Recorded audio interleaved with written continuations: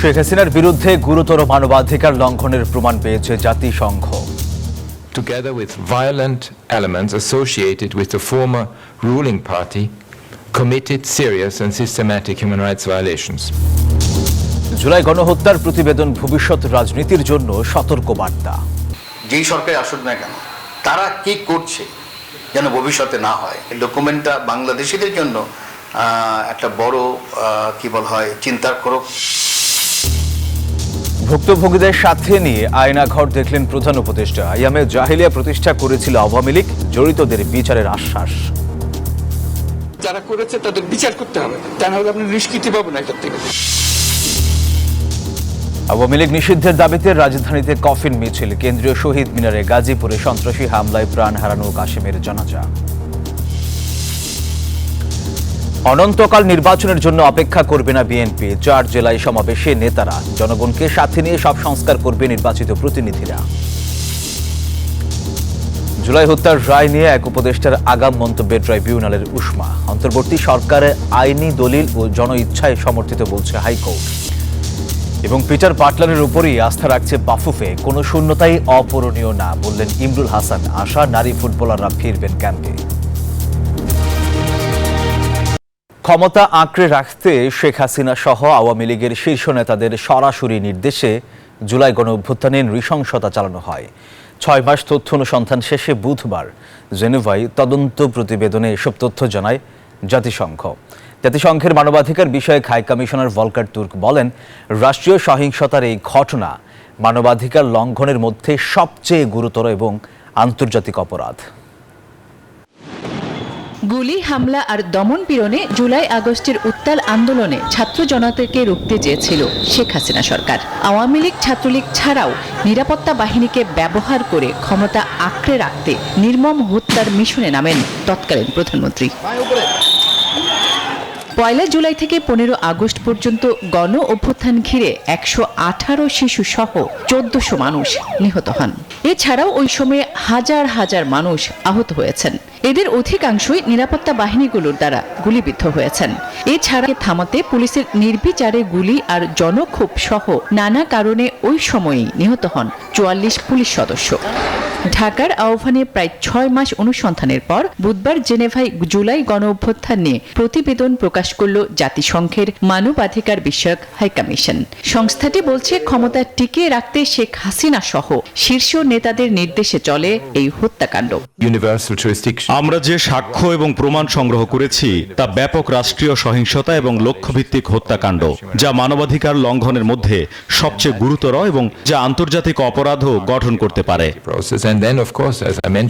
বিক্ষোভ দমন করার কৌশলের অংশ হিসেবে রাজনৈতিক নেতৃত্ব এবং ঊর্ধ্বতন নিরাপত্তা কর্মকর্তাদের নির্দেশনায় শত শত বিচার বহির্ভূত হত্যাকাণ্ড, নির্বিচারে গ্রেফতার ও নাটক এবং নির্যাতন চালানো হয়। বাংলাদেশের জন্য এগিয়ে যাওয়ার সর্বোত্তম পথ হলো একটি বিস্তারিত প্রক্রিয়ার মাধ্যমে এই সময়ে সংঘটিত ভয়াবহ অন্যায়গুলোর সত্য উন্মোচন, নিরাময় এবং জবাবদিহিতার মুখোমুখি হওয়া এবং গুরুতর মানবাধিকার লঙ্ঘনের ধারাবাহিকতার প্রতিকার করা এবং এর পুনরাবৃত্তি যাতে আর কখনো না ঘটতে পারে তা নিশ্চিত করা। এছাড়াও ওই সময়ে মানবতা বিরোধী অপরাধের প্রমাণও মিলেছে। প্রতিবেদনে র্যাব, এনটিএমসির বিলুপ্তি, রাজনৈতিক দলের উপর নিষেধাজ্ঞা আরোপে বিরত সহ অবাধ নির্বাচনের জন্য নিরাপদ ও সহায়ক পরিবেশ তৈরির সুপারিশ করা হয়েছে। এই ঘটনার জের ধরে কোনো রাজনৈতিক দল নিষিদ্ধ না করারও সুপারিশ করা হয়েছে। Desk report, news 24। জাতিসংঘের মানবাধিকার বিষয়ক হাই কমিশনারের প্রতিবেদনকে স্বাগত জানিয়েছে অন্তর্বর্তী সরকার। প্রেস ব্রিফিংয়ে এই কথা জানান প্রধান উপদেষ্টার প্রেস সচিব শফিকুল আলম। ইউএনের হিউম্যান রাইটস অফিস আজকে তাদের বাংলাদেশে যে জুলাই অগাস্টে যে অভূতপূর্ব যে একটা ঘটনা ঘটলো, যে ম্যাস আপরাইজিং হলো, সেই সময় যে অ্যাট্রোসিটিস হয়েছে সেটার উপর একটা ফ্যাক্ট ফাইন্ডিং রিপোর্ট দিয়েছে। এবং এই ফ্যাক্ট ফাইন্ডিং রিপোর্টটা ছিল পুরোপুরি তাদের ইন্ডিপেন্ডেন্ট রিপোর্ট। সেখানে গভর্নমেন্টের কোনো ইনফ্লুয়েন্স নাই, গভর্নমেন্টের কোনো ধরনের কোনো এখানে রোল ছিল না। জুলাই গণহত্যা নিয়ে জাতিসংঘের প্রতিবেদন ভবিষ্যতে রাজনীতিবিদদের জন্য সতর্ক বার্তা বলে মনে করেন বিশ্লেষকরা। তারা বলছেন, এই প্রতিবেদনের মধ্য দিয়ে রাষ্ট্র পরিচালনায় বাহিনীর ব্যবহারে সতর্ক হবেন নীতি নির্ধারকরা। আর একই সঙ্গে জুলাই হত্যাকাণ্ড যে প্রকৃত অর্থেই গণহত্যা, এই প্রতিবেদন তারই স্বীকৃতি বহন করে বলেও মনে করেন তারা। মাজহারুল ইসলামের বিশেষ রিপোর্ট। জুলাই অভ্যুত্থানের প্রায় 7 মাস পর আন্দোলন নিয়ে পূর্ণাঙ্গ প্রতিবেদন প্রকাশ করল জাতিসংঘের ফ্যাক্ট ফাইন্ডিং মিশন। বুধবার সুইজারল্যান্ডের জেনেভা থেকে 114 পৃষ্ঠার সেই রিপোর্ট তুলে ধরেন জাতিসংঘের মানবাধিকার কমিশনের কার্যালয়। And then, of course, জাতিসংঘের এই তদন্ত প্রতিবেদন রাষ্ট্রীয় বাহিনীর জন্য অ্যালার্মিং বলে মনে করেন আন্তর্জাতিক বিশ্লেষক অধ্যাপক ইমতিয়াজ আহমেদ। বলেন, আন্দোলন প্রতিরোধে আইনশৃঙ্খলা বাহিনী যে একটা দলের হয়ে কাজ করেছে তার জ্বলন্ত প্রমাণ জাতিসংঘের এই প্রতিবেদন। দলীয়করণ ব্যাপারটা, কারণ এটা তো রাষ্ট্রের যন্ত্রগুলো না, রাষ্ট্রের মেশিনারি। আমি যদি বলি সেই রাষ্ট্রের মেশিনারি যদি দলীয়করণ হয়ে যায় বা সরকারিকরণ হয়ে যায়, তাহলে তো এটা এমনি ভায়োলেশন হয়ে যাচ্ছে। ওই জায়গায় পরিবর্তনটা কি আনা যায়, ওটা হলো ব্রেইনস্টর্মিং। অধ্যাপক ইমতিয়াজ আহমেদ বলেন, আন্দোলন দমন করতে সরকার যে ব্যাপক মানবাধিকার লঙ্ঘন করেছিল সেটিও স্পষ্ট। ভবিষ্যতে কোনো সরকার যাতে রাষ্ট্র পরিচালনায় আইনশৃঙ্খলা বাহিনীকে ব্যবহার করতে না পারে সে বিষয়ে এই প্রতিবেদন আদর্শ উদাহরণ হয়ে থাকবে বলেও মনে করেন এই আন্তর্জাতিক বিশ্লেষক। হিউম্যান রাইটস ভায়োলেশন হয়েছে এই ব্যাপারে তো আমার মনে হয় না কারো দ্বিমত আছে, কারণ যে পরিমাণে মানুষ মারা গেছে, যেমন বলাই হচ্ছে 12 to 14% শিশু মারা গেছে, তো বিশাল হিউম্যান রাইটস ভায়োলেশন, তাই না? এখন একটা তারা জোর দিবে সেটা হলো ঠিক আছে হিউম্যান রাইটস ভায়োলেশন, আর একটা জোর দিবে যে যেই সরকার আসুক না কেন তারা কি করছে যেন ভবিষ্যতে না হয়। এদিকে জাতিসংঘের প্রকাশিত প্রতিবেদনকে জুলাই গণহত্যার আন্তর্জাতিক স্বীকৃতি বলে মন্তব্য করেছেন আন্তর্জাতিক অপরাধ ট্রাইব্যুনালের প্রসিকিউটর গাজী AHM তামিম। জাতিসংঘের এই উদ্যোগকে স্বাগত জানাই এবং আন্তর্জাতিক অপরাধ ট্রাইব্যুনালে আমরা যে ন্যায় বিচারের প্রত্যয় ঘোষণা করেছি, এই প্রত্যয় ঘোষণা এবং এই ন্যায় বিচার কার্যকর ক্ষেত্রে জাতিসংঘের এই রিপোর্ট আরও অগ্রণী ভূমিকা পালন করবে। প্রকৃত দোষীদের খুঁজে বের করে সুষ্ঠু বিচারে জাতিসংঘের এই প্রতিবেদন প্রামাণ্য দলিল হিসাবে কাজ করবে বলেও আশা এই আইন কর্মকর্তার। মাজহারুল ইসলাম, নিউজ 24, ঢাকা। ওমানে বসবাসরত বাংলাদেশি প্রবাসীরা দীর্ঘদিন ধরে বাংলাদেশি দূতাবাসের সেবার মান নিয়ে অসন্তুষ্টি প্রকাশ করে আসছেন, বিশেষ করে পাসপোর্ট নবায়ন এবং বিভিন্ন কাগজপত্র সত্যায়নে। তবে দূতাবাস কর্তৃপক্ষের দাবি, জনবল সংকট আর নানা সীমাবদ্ধতার মধ্যেও সর্বোচ্চ সেবা দেওয়ার চেষ্টা করছেন তারা। ওমান থেকে পলাশশীলের পাঠানো তথ্য ছবিতে ডেস্ক রিপোর্ট। বিভিন্ন দেশে থাকা বাংলাদেশের দূতাবাস থেকে নানা সেবা নিতে হয় প্রবাসীদের। মধ্যপ্রাচ্যের দেশ ওমানে প্রবাসীদের এমন সেবা পাওয়া যেন দুঃস্বপ্ন হয়ে দাঁড়িয়েছে। প্রবাসীদের অভিযোগ, দূতাবাস থেকে ন্যূনতম সেবা পেতে তাদের নানান ভোগান্তি পোহাতে হয়। সকাল 8টা থেকে দাঁড়াইছি এখানে, প্রায় 7টা বাজে আমাদের শুধু টাকাটা জমা নিতে। আমরা চাই যে টাকা যে জমা নেওয়ার বিষয়টা এটা অনলাইন ভিত্তিক করুক। আমরা অনেক লোকজন হওয়ার কারণে যে ধরনের গ্যাদারিং হচ্ছে এটা আমাদের জন্য খুবই কষ্টসাধ্য। আমরা অনেকে সালালা, সোহার, সাহাম থেকে আসে, ভোর 4টার থেকে সিরিয়াল ধরি, তারপরও ওই দিনে পাসপোর্টের কাজ সম্পন্ন করতে পারি না। অবকাঠামো ও জনবল সংকটই এই ভোগান্তির অন্যতম কারণ বলে জানা গেছে।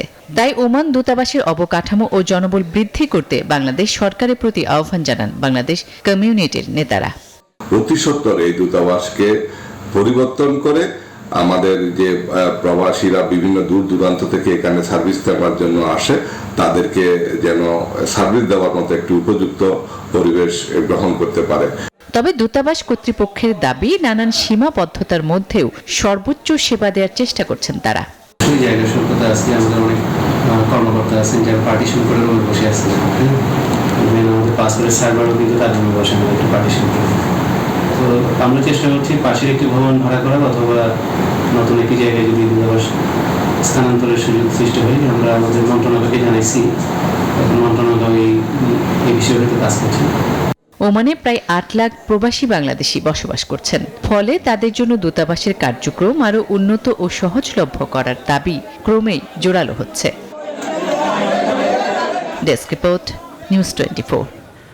জমকালো আয়োজনে লন্ডনে অনুষ্ঠিত হলো পিঠা উৎসব ও সাংস্কৃতিক অনুষ্ঠান। খুলনা ডিভিশনাল অ্যাসোসিয়েশন ইউকের উদ্যোগে পূর্ব লন্ডনের এই পিঠা উৎসব রূপ নেয় একখণ্ড বাংলাদেশে। আয়োজকরা বলছেন, পরবাসে দেশের কৃষ্টি ও সংস্কৃতিকে তুলে ধরাই মূল লক্ষ্য। যুক্তরাজ্য থেকে খালেদ মাসুদ রনির পাঠানো তথ্য ছবিতে বিস্তারিত ডেস্ক রিপোর্টে। শীতকাল জুড়েই বাংলাদেশের ঘরে ঘরে থাকে হরেক রকমের পিঠা খাওয়ার ধুম। প্রবাসীর কর্মব্যস্ত জীবনে এমন ঘরোয়াভাবে পিঠাপুলির আয়োজন প্রায় অসম্ভব। তাই বলে নিজস্ব ঐতিহ্য আর সংস্কৃতি চর্চায় কোনোভাবেই পিছিয়ে নেই যুক্তরাজ্যের প্রবাসী বাংলাদেশিরা। খুলনা ডিভিশনাল অ্যাসোসিয়েশন ইউকের উদ্যোগে পূর্ব লন্ডনে জমকালো আয়োজনে অনুষ্ঠিত হয় পিঠা উৎসব। সেখানে দেখা মেলে নানান দেশীয় সুস্বাদু পিঠার পসরা। পিঠার উৎসব যেন পরিণত হয় একখণ্ড বাংলাদেশে। বিভাগীয় সমিতির যে নতুন কমিটি, তাদেরকে অনেক অনেক অভিনন্দন। খুলনা বিভাগের 10টি জেলা সবাইকে একসঙ্গে করতে পারি, সবার মধ্যে ইউনিটি বৃদ্ধি করতে পারি এবং আমাদের যে নেক্সট জেনারেশন তাদেরকে আমাদের যে কৃষ্টি কালচার সেগুলোর সাথে পরিচিত করতে পারি এবং আমাদের যে ঐতিহ্যবাহী পিঠাগুলো আছে সেগুলোর সাথে পরিচয় করিয়ে দিতে পারি। আজকের এই খুলনা বিভাগীয় সমিতির আয়োজনে পিঠা উৎসবে এসে অত্যন্ত আনন্দিত এবং এই উৎসবের শুভকামনা আশা করতেছি। এই বছর এত সুন্দর করে প্রোগ্রামটা হলো, জাস্ট গত বছর থেকেও আজকে এবার হলো আমাদের খুলনাবাসীরা অনেক সুন্দর এনজয় করছে। সবাইকে অসংখ্য ধন্যবাদ। আজকের এই অনুষ্ঠানে আপনাদের উপস্থিতি আমাদেরকে সত্যি অনেক সহযোগিতা করেছে। প্রতিটি পিঠা এবং আমাদের যে কৃষ্টি কালচার এটাকে উৎসাহিত করার জন্য এবং এই লন্ডনের বুকে এটাকে আরো প্রসারিত করার জন্য ধন্যবাদ সবাইকে। সভাপতি নাহিদ নেওয়াজ রানার সভাপতিত্বে এতে প্রধান অতিথি ছিলেন বার্কিং অ্যান্ড ডেগেনহ্যামের মেয়র মঈন কাদরি। ছিল মনোজ্ঞ সাংস্কৃতিক অনুষ্ঠান। এই আয়োজনে আবৃত্তি, নাচ, গান ছাড়াও রাখা হয় শিশুদের চিত্রাঙ্কন প্রতিযোগিতা। Desk report, news 24। বাংলাদেশ জাতীয়তাবাদী যুবদলের কার্যক্রম আরও বেগবান করার লক্ষ্যে সাংগঠনিক মত বিনিময় সভার আয়োজন করেছে যুবদল মালয়েশিয়া শাখা। মঙ্গলবার মালয়েশিয়ার কুয়ালালামপুরের একটি হোটেলে যুবদল মালয়েশিয়ার সভাপতি জাহাঙ্গীর আলম খানের সভাপতিত্বে এতে প্রধান অতিথি ছিলেন বাংলাদেশের জাতীয়তাবাদী যুবদল সভাপতি আব্দুল মুনাইম মুন্না। অনুষ্ঠানে বিশেষ অতিথি হিসেবে উপস্থিত ছিলেন মালয়েশিয়া বিএনপির সভাপতি প্রকৌশলী বাদুলুর রহমান খান। মত বিনিময় সভায় বক্তব্য রাখেন শেখ মোহাম্মদ সেলিম, মিনহাজ মণ্ডল, মঞ্জু খাঁ, সুলতান বিন সিরাজ, নূরে সিদ্দিকী সুমন সহ আরও অনেকেই।